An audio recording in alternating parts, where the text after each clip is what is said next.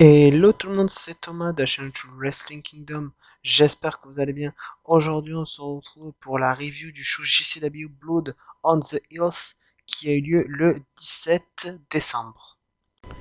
Nous passons donc au premier match qui était pour les JCW Tag Team Championship, composé donc les champions The Briscoe, Mark et Jay Briscoe, contre PCO et Brody King, donc les anciens membres de Villain Enterprise, dans un match qui a duré 11 minutes 45. Ben, franchement, j'attendais beaucoup de ce match et il m'a pas déçu. J'adore les 4 catcheurs. Ce match était très brutal, tellement brutal que 3 sur 4 ont saigné parce que je ne crois pas que PCO a saigné. Mais le match est très brutal, très très bon. Franchement, ils se sont vraiment mis sur la gueule du début à la fin. Franchement, pour ouvrir le show, c'était parfait. Et honnêtement, j'aurais peut-être pas mis ce show-là en opener parce que c'est quand même un assez gros match important. J'aurais mis par exemple, ben, le second qui arrive juste après, je l'aurais mis plutôt en opener.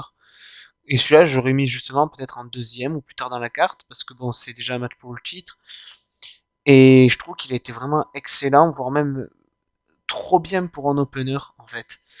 Que le second, voilà, il n'y avait pas trop de. C'était un match pour faire le match. Donc j'aurais trouvé que le match qui arrive juste après aurait eu plus sa place dans l'opener. Mais sinon, très bon match qui s'est terminé par le respect, une poignée de main entre les Briscoe, Brody King et PCO, oui, voilà. D'ailleurs, petit aparté, d'après des rumeurs, Brody King aurait signé du côté d'AEW. Donc, il pourrait rejoindre donc des House of Black, donc l'équipe avec Malakai Black. Donc voilà, n'hésitez pas à en dire en commentaire si vous avez hâte de voir les débuts de Brody King du côté d'AEW. Personnellement, j'adore Brody King.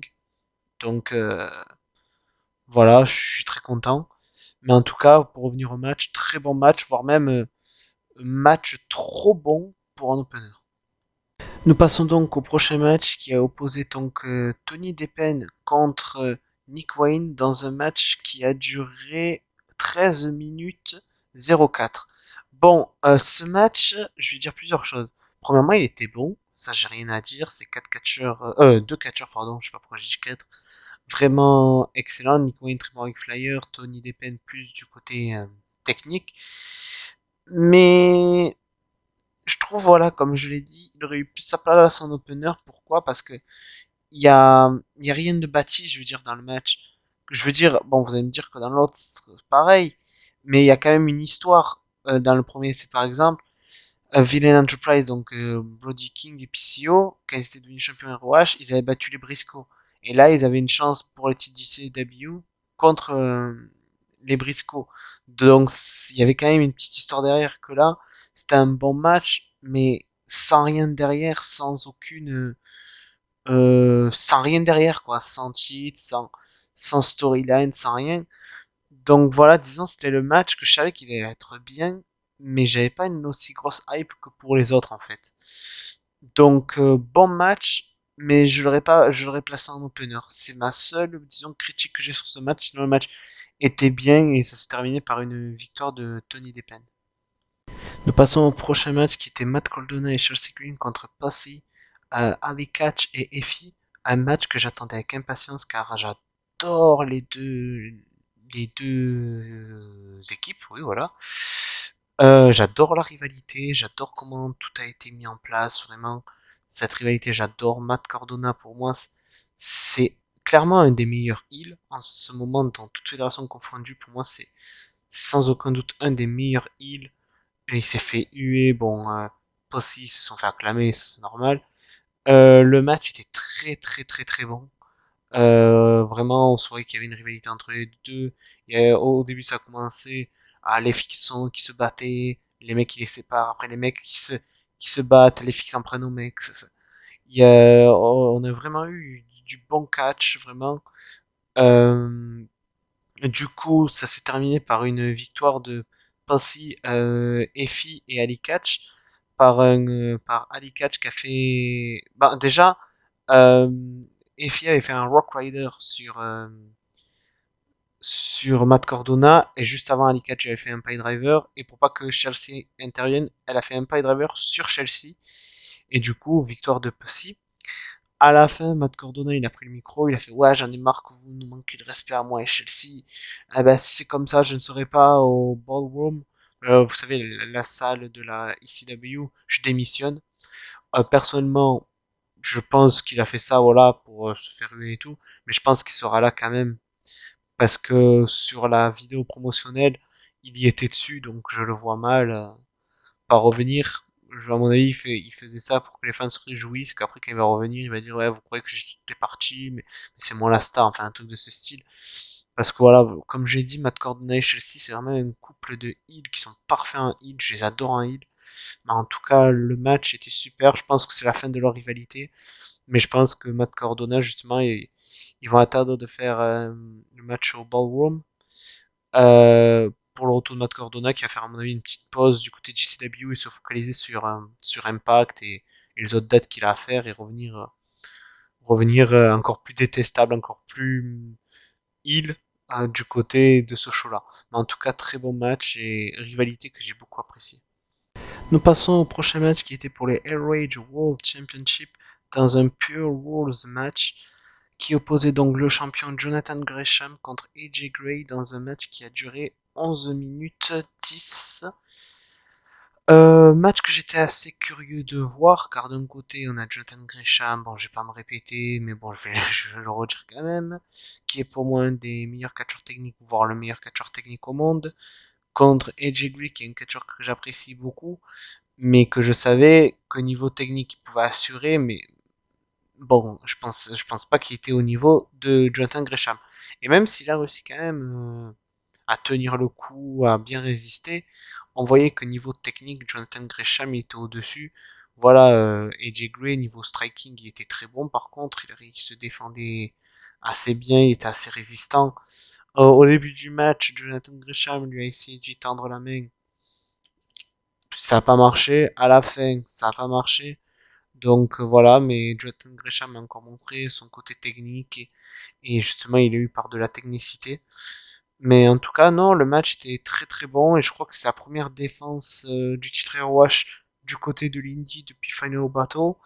Et franchement, si toutes les défenses sont comme celle-là, voire même mieux, voire au même niveau, moi personnellement je serais autant content. Et d'ailleurs, on reparlera du titre ROH plus tard dans la soirée parce qu'il a été évoqué, enfin, pas évoqué, mais vous comprendrez quand j'en parlerai. Donc voilà, sinon, bon match remporté du coup par Jonathan Gresham qui conserve donc son titre. Avant le prochain match, on a pu voir que Starboy Charlie était présent dans le public avec sa mère où il a dit qu'il était là pour soutenir la JCW qu'il aime beaucoup et qu'il aimait beaucoup les fans. Et en gros, il a fait comprendre qu'il avait hâte de remonter dans le ring parce qu'il aimait les fans. Voilà, petite promo. Bon, pour le moment, vous allez vous dire, ça n'a pas trop d'importance dans le show, mais vous allez voir que plus tard, sa présence a eu une importance.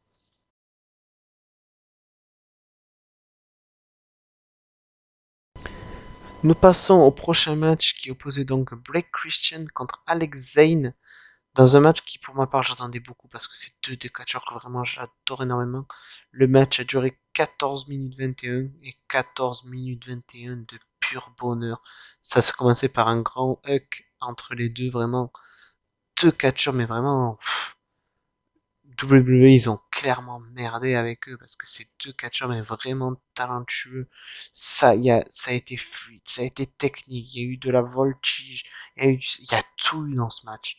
Vraiment pour moi, les deux, c'est les, comment dire, avant dans les années 2010, on avait disons les Ricochet, les Matt Sydal, les Will Ospreay, etc. Ben moi je dis maintenant, c'est les Blake Christian et Alex Zane. Vraiment, ils sont hyper talentueux. J'attends juste une chose que Ricochet un jour retourne du côté de l'Indie, qu'on ait un affrontement Ricochet contre Blake Christian, Ricochet contre Alex Zane, ou même Will Ospreay contre Alex Zane, Will Ospreay contre Blake Christian, Matt Sydal contre Blake Christian, Matt Sydal contre Alex Zane. Il y a tellement de possibilités. Ou même Fuego del Sol, ça pourrait être intéressant. Fuego del Sol contre Bray Christian, Fuego del Sol contre Alex Zane, Sammy Guevara contre Bray Christian, Sammy Guevara contre Alex Zane. Bref, il y a tellement de dream match entre eux, même limite eux, tu les mettrais face à un manche à balai, ils te feraient un dream match quoi. Donc vraiment, c'est deux catcheurs que j'adore, c'est vraiment deux de mes favoris, je dirais même deux idoles du catch indie, vraiment. Ils nous ont sorti un très bon match, et pour être honnête, je pense que c'est même mon match préféré, même si le main event, je l'ai surkiffé. Ce match-là, il était vraiment ouf, vraiment niveau technique, niveau alchimie, et j'espère encore et encore et encore et encore et encore des affrontements entre les deux, parce que vraiment la chemistry, l'alchimie qu'ils avaient entre les deux était tellement ouf. Après le match, il y a Bray Christian qui a pris le micro et en gros il a dit merci mon frère, bon donc à Alex Zane. Il a fait que maintenant il va affronter le meilleur des meilleurs, que ce soit les meilleurs catcheurs hardcore, les meilleurs du strong style, les meilleurs en striking, les meilleurs en technique, les meilleurs en high flying et les meilleurs en pure rules. Donc, il a fait référence à Jonathan Gresham. Donc, c'est pour ça que je vous ai dit, on reparlera du titre Hero Age. Donc, ça m'étonnerait pas que, par exemple, pour le premier show de ROH, de JCW, de, de l'année 2022, ça m'étonnerait pas justement qu'il y ait peut-être un Blake Christian contre Jonathan Gresham pour le titre ROH, ou même plus tard. Mais je pense qu'il aura lieu en début d'année. Donc j'ai vraiment hâte de voir ce match parce que ça peut donner vraiment quelque chose de très très bon. Blake Christian, un très très bon futur, un des meilleurs actuellement. Et Jonathan Gresham, le meilleur, avoir un des meilleurs en technique. Et voilà, donc match que vraiment, même s'il n'a pas encore été annoncé, qui me hype déjà d'avance. Nous passons au prochain match qui était un match en contre un qui opposait donc Jacob Fatu contre Matthew Justice dans un match qui a duré exactement 11 minutes 15 et ce qui s'est fini par un no contest. Je vous remets dans l'histoire. Le match a commencé et déjà il y avait Juicy Vino qui accompagnait Jacob Fatou et il s'est vite impliqué dans le match. Ça a vite été un 2 contre 1, même si Matthew Justice montait de la résistance, c'était quand même du 2 contre 1, il se faisait bien quand même démonter, mais il tenait bon. Il y a eu des chaises, voilà, j'ai trouvé le nom, j'ai bugué, et des portes qui ont été utilisées, vraiment, ils se sont mis à deux, ils ont sauté dessus et tout. Et là, à un moment donné, ils ont vu qu'il y avait justement Starboy Charlie, qui est justement un de leurs rivales avec Chris Dickinson, qui est lui également blessé. Donc ils ont vu que Starboy Charlie était dans le public. Sa mère, qui est pas malheureusement catcheuse, a essayé de défendre son fils en donnant des claques à Justifino, mais bon, ça a clairement rien fait. Ils ont mis Starboy Charlie, qui je vous rappelle que la jambe de pété, sur le ring, ils l'ont attaqué, bien sûr, vu qu'il est réellement blessé. Ils n'ont pas touché à sa jambe, ils ont juste fait des splashs, tapé au sol, mais je veux dire, voilà, ils ont été assez soft. Mais après, je dis c'est normal parce que ouais, il est réellement blessé. Ce serait une storyline qui le démonte et tout. J'aurais compris, mais là, ils ont été assez soft et ça a assez marqué les esprits. Il y a eu la sécurité qui est venue, mais bon, ils se sont fait clairement calmer. Et du coup, vu que ça a été le bordel et qu'ils sont allés démonter tout le monde, ça s'est terminé par un no contest. Mais en tout cas, Joe Vino et Jacob Fatou, c'est une équipe que j'aime beaucoup, qui sont vraiment des démolisseurs. Et ça me rappelle beaucoup Umaga dans le style. Donc, moi qui étais un grand fan de Umaga, je suis assez content de revoir ce côté assez sauvage, brutal, samoan. Et ça me fait très plaisir de voir ça. Et j'ai hâte du retour de Starboy Charlie dans le ring et de Chris Kingston pour qu'il puisse enfin botter le cul à Jacob Fatou et Jesse Vino pour enfin prendre leur revanche du coup. Mais no contest, mais encore ça va, vu que c'est opté pour avancer une storyline, ça m'a pas trop dérangé personnellement. Nous passons donc au main event qui était un No Rope Barbara match qui opposait donc Jordan Oliver contre Atticus Cogar. Comme vous pouvez le voir sur le screen, Jordan Oliver, il avait un bandage au niveau de l'œil. C'était pour vendre, bien sûr, l'attaque au pyro qu'il avait reçu lors du dernier show où, je vous rappelle, Atticus Cogar avait allumé les pyros et avait mis la tête de Jordan Oliver dessus. Donc il a vendu comme s'il s'était fait brûler les yeux. Donc j'ai pas fait comme les autres matchs habituels hardcore où je prenais des screens chaque fois qu'il y avait des moments violents et tout, parce que là, je vous avoue, il y a eu plusieurs bons moments assez violents et assez extrêmes, et si j'avais dû le faire ça, j'aurais carrément dû screener chaque minute du match, et la vidéo elle aurait duré 2 heures, et bon, une vidéo review pour moi, ça doit pas durer des heures, quoi. Ça doit être, voilà. Surtout vu que là je suis arrivé seul, ça servait à rien de la faire durer 1000 ans. Bref, le match était ben, un deathmatch, enfin un match hardcore quoi, un deathmatch. Pour rappel, c'était le premier deathmatch de Jordan Oliver, et il s'est très très bien débrouillé, il a été résistant. Il y a eu des chaises entourées de barbelés, bien sûr du barbelé, il y a eu des portes, il y a eu du feu, où justement il y a eu une T-bone suplex de Jordan Oliver sur Atticus Cogar à travers la, la, la porte en feu, mais au final il s'est vite dégagé. Mais voilà, ils se sont chacun dégagés à des finishes, à des grosses prises. Jordan Oliver a montré une grosse résistance, mais ça s'est terminé justement par Atticus Cogar qui lui a fait justement son finish directement à la tête de la première sur la chaise entourée de barbelés. Et du coup, victoire d'Atticus Cogar, est-ce que cela veut dire la fin de la rivalité? Bah, pour moi, je dirais, je sais pas. Parce que un match comme ça, ce serait parfait pour clore une rivalité. Mais je me dis, je sais pas, que ça finisse comme ça, que, je sais pas. Honnêtement, je sais pas. Honnêtement, mon côté gourmand me dirait, j'aimerais que ça continue parce que j'adore les deux catcheurs, j'adore la rivalité.